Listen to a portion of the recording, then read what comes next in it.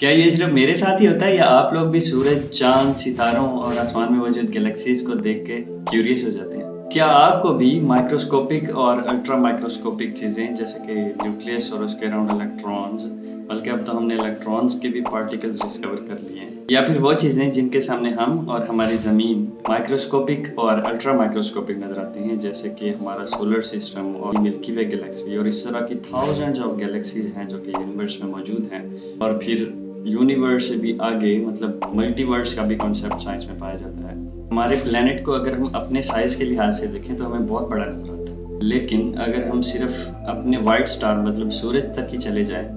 तो जो है ना हमारे प्लेनेट के साइज़ के 1 मिलियन प्लैनेट्स सूरज में समा सकते हैं। अब हमारा सूरज हमारे सोलर सिस्टम के लिहाज से तो बहुत बड़ा है और सोलर सिस्टम का 99.8% मैस इसी ने लिया हुआ है, लेकिन अगर हम यूनिवर्स में आगे जाते हैं तो यूनिवर्स में इससे बहुत बड़े स्टार्स मौजूद हैं, जैसा कि स्टीफनसन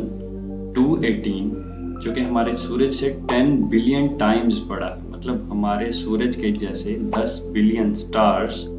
उसमें समा सकते हैं। इसके अलावा पूरे यूनिवर्स में सिर्फ एक ही हैबिटेबल प्लैनेट यानी हमारे प्लैनेट अर्थ का होना,